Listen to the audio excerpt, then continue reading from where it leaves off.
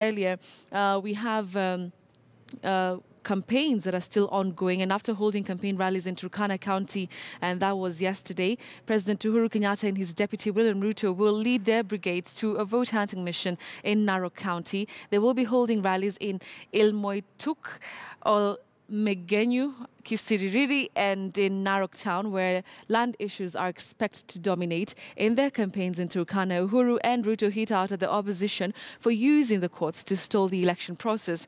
They sought reflection, saying they had created a basis to ensure the country develops. All right, so let's just link up now with my colleague Chris Thairu, who's also joining us from Narok. Thank you very much, Chris, for joining us this morning. So the Jubilee Brigade is heading there. Last week, of course, the opposition spent quite a number of days there. What are we expecting today? Well, Betty, a very good morning to you and the dear viewers. I'm coming to you live from County 033, and that is Narok County. I'm at the stadium where the president and his deputy will be expected to hold their final rally. The information that I have right now is that they are yet to leave Nairobi so that they can start with their first rally. They also are expected to open the Narok Road, commission its construction, and of course issue title deeds in the Mau Summit area. Remember that a land issue in Narok County has been critical, and remember during the Grand Coalition government we saw some squatters being evicted from Mau, and today we expect that issue of course will be coming up, and that's the reason why the president has also lined up to issue some title deeds to some of the residents there. Of course, this being the county of tourism, we know that it gets a lot of money and revenue when it comes to tourism, because this is the home of the Masai Mara Game Reserve. And of course, the resources in the Masai Mara Game Reserve have seen political leaders divided, and that's why we saw the current Narok West Member of Parliament,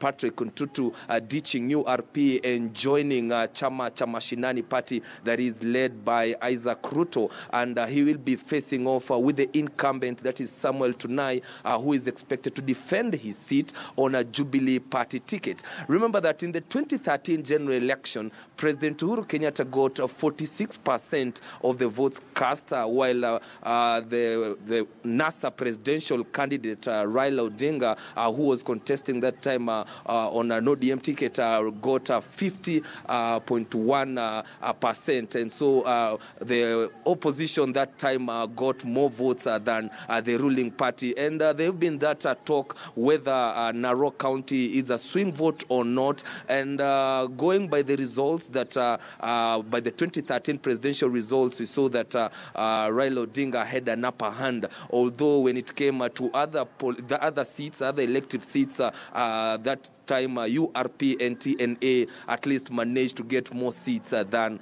ODM. And both parties, remember, as you correctly put it, last week we saw that the opposition NASA spent here 2 days campaigning, and now we have President Uhuru Kenyatta, who is expected to spend the whole day in Narok County campaigning. And stakes still remains high. Remember that Narok County has at least an estimated registered voters of 360,000 registered voters, going by the latest released numbers by the IEBC, Betty.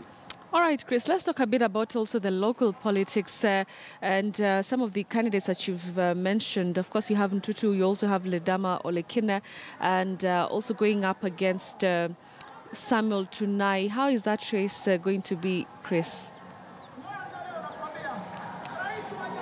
Betty, the most interesting seat to watch in Narok County will be that of the gubernatorial race. It has already shaped itself as a three-horse race. That's pitting the incumbent, that is Samuel Tunai, on a Jubilee Party ticket. Then we have the Narok West Member of Parliament, Patrick Ntutu, on a Chama Mashinani. Then ODM Party has Joseph Ntiampati, who vied last elections, that is 2013, but he came in second Second, remember that ODM and Chama cha Mashinani are now working together. Yes. They are all in opposition. And now, when you go on the other side, we only have now Jubilee.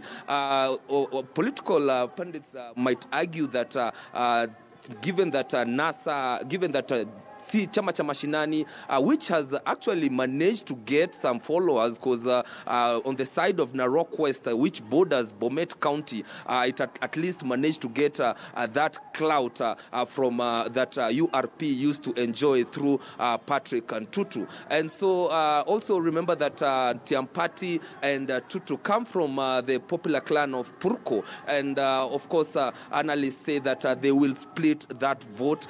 And given that they both come from the opposition side, then it leaves the Jubilee candidate and the incumbent with an upper hand, since he will at least get his block without splitting with anyone. And so it will still be interesting. Let's see how the voters of this region will decide who will be their next governor for the next 5 years, Betty. All right. Thank you very much, Chris Tyrud there, reporting from Narok County, where the president, together with his deputy, will be heading for campaigns today. He's going to be updating us on that front.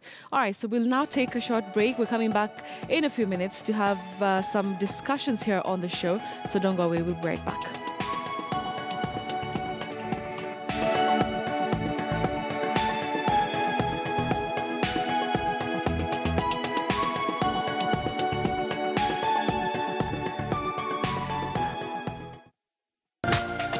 This is KTN News.